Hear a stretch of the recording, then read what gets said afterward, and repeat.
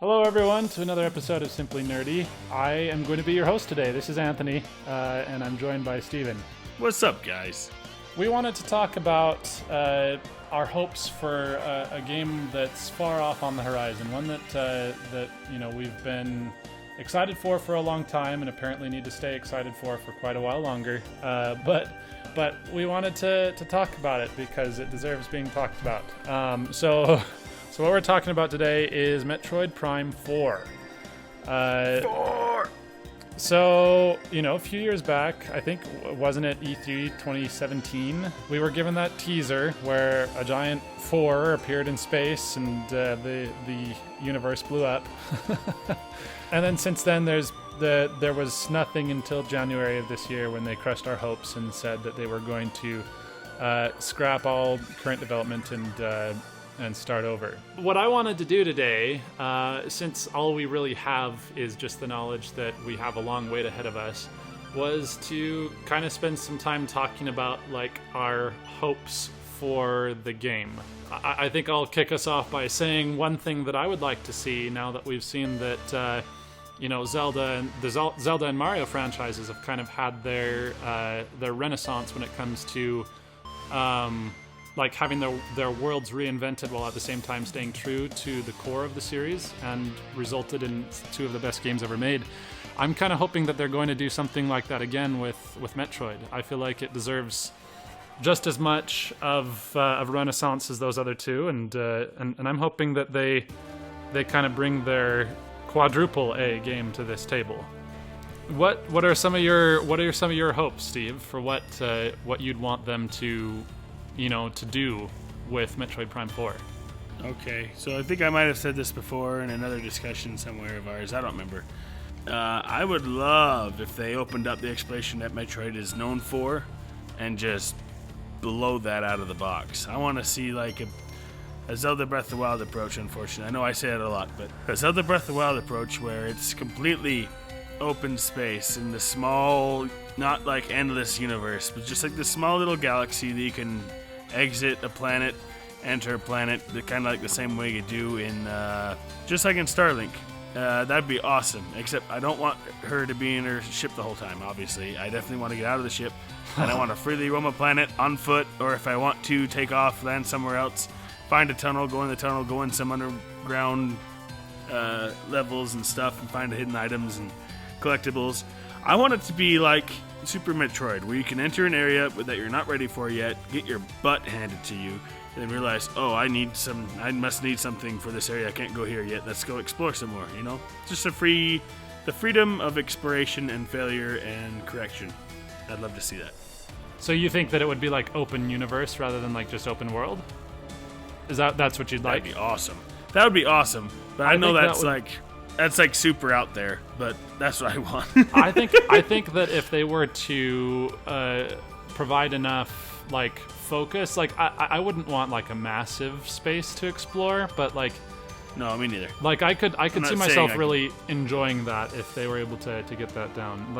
Adding space battles in your ship would be pretty solid. Oh yes, I would love that. That'd be super cool to have dogfights flying from planet to planet, like you said, in the ship, because we've never been able to. We've kind of maneuvered the ship a little bit by pushing buttons and saying what planet we want to drive to, and hunters, and even Prime 3, I believe. Mm-hmm. But like you said, I don't want it to be too big of a galaxy. I wouldn't want it exactly like Starlink. Starlink was a little too big. A little bit too much something empty smaller space. Than that. Yeah, way too much empty space. It'd be cool to find bounty as you're flying from planet to planet, hide some bounty every now and then, and you're a bounty hunter after all. For goodness sake, let's just capitalize on that for a minute. We haven't really. I know we never. I don't know. Maybe I'm wrong, but we never see her collecting bounty ever for doing her work.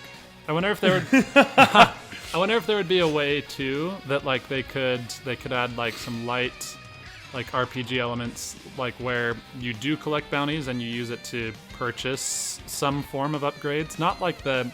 Oh, dude. Not yes. To the same degree as I wouldn't want to be able to purchase the upgrades that I would normally want to find through exploration, but No way. I don't know. Maybe Weapon upgrades, dude. maybe the upgrades would be increasing power output on your power beam, or I don't know, things like that. That would be an interesting idea. And there's hide bounty everywhere, dude. That'd be so cool. I'd love that. It would be solid for them to find a way to kind of tie in Samus's profession in with her universe saving, which I guess a lot of people would argue that they're one and the same, but I would think that a bounty hunter would be like, this is going to sound weird, but maybe a little bit less altruistic in their choice. Yeah. I mean, like, I think I like Samus being a cool universe saving awesome lady, but like having some of that on the side too would be pretty cool. But that's definitely not totally like that's definitely not like how I'd want them to change the series. I don't want them to stray so far from the existing Metroid formula that they would lose the soul of the game. So I mean, like, if that comes at the cost of good old-fashioned Metroid, then I wouldn't want it. But if they could find a way to implement that in an intelligent way, which I think they've proven that they can find ways to flip their existing genres on their heads and still make them better for it. If they could do that type of thing here, then I think that would be a pretty cool addition, cool idea. Well, what about the story, Anthony? What do you want the story to be like? I know there's some controversial thoughts about Other M and the voice acting it brought in, but I would kind of like to see voice acting make a return. I kind of enjoy the voice acting. I'd love to have a more story-focused Metroid game. I mean, I know that they all have a story, but I'm talking like a really solid first-player experience where you're sucked into the story. And there's actually narrative-driven. There's narrative-driven. I do want it to be open-ended. I don't know how that works, but an open-ended, story-driven game would be freaking awesome.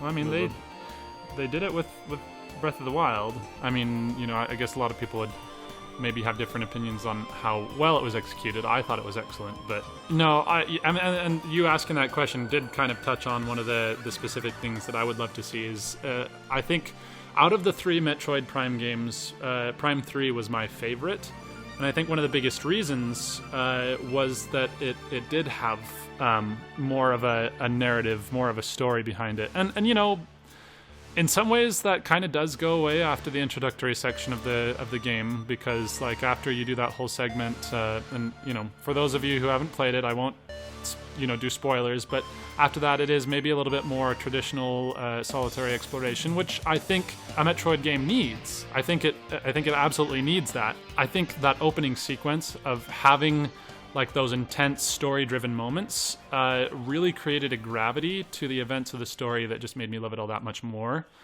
And I want to see more of that. That's exactly what I'm talking about. I want to see that. But I want to see more of it. Yeah.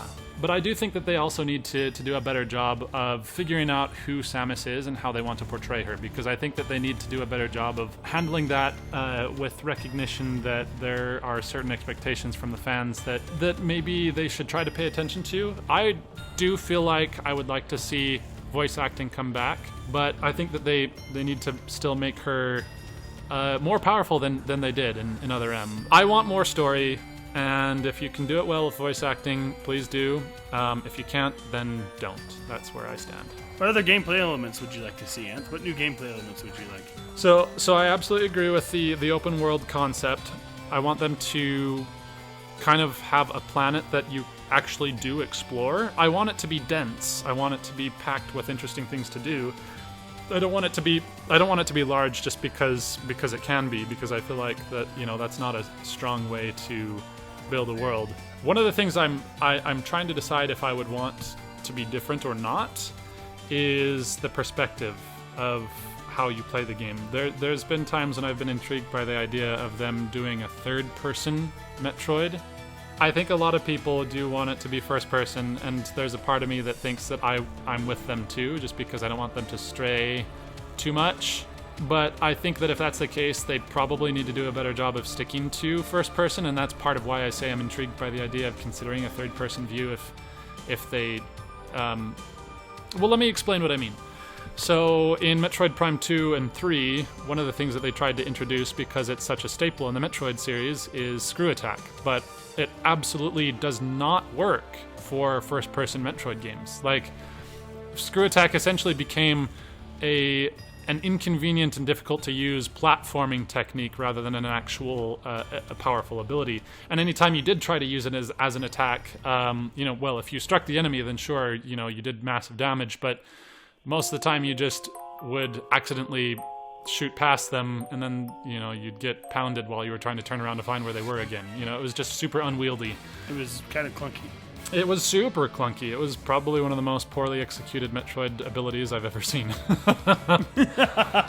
And so, if they're going to stick to first person, I really want them to double down on things that work well for first person, and that means screw attack needs to go, regardless of how iconic it is.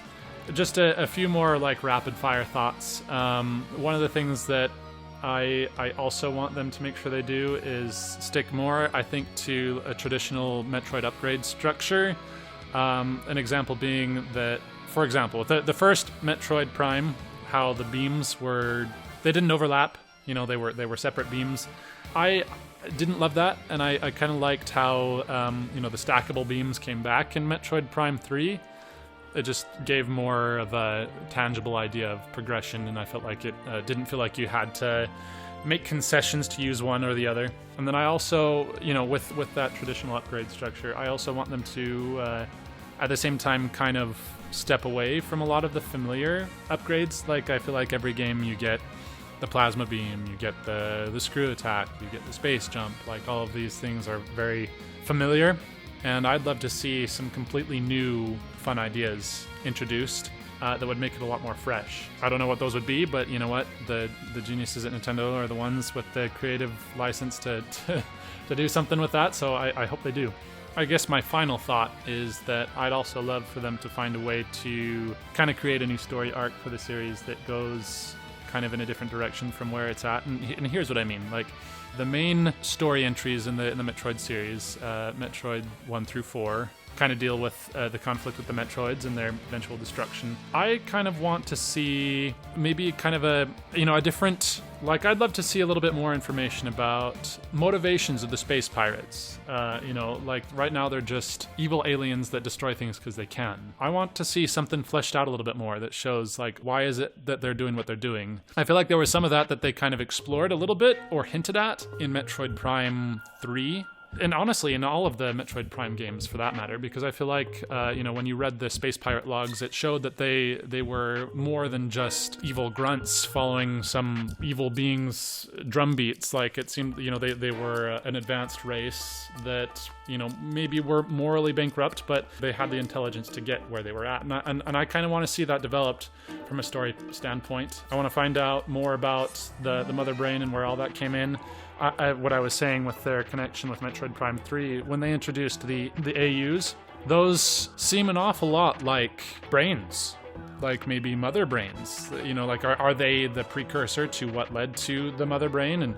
And maybe a direction they could go with the story is exploring the fact that if there was so many of those, maybe there's a lot more threats out there. Maybe the Mother Brain was just one of many threats, and that, the space pirates are doing their work elsewhere in the universe. And, they could make an entire side series about the Chozo. They could delve a lot more into that little secret ending that we got at the end of Samus Returns, that conflict between the Chozo races and whatever happened there. There is oodles and oodles of lore that they could really explore and develop.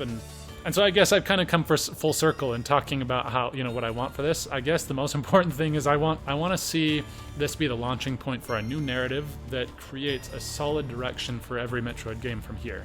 I want Metroid to get its renaissance just like Zelda and Mario did, and I think that's a major way that they could do it. And I think that there are other ways that they could reinvent the series, only a few ideas of which that we've named, and I hope that they surprise us with a lot more creativity than we've brought to bear, with just the ideas we've put forward in this episode.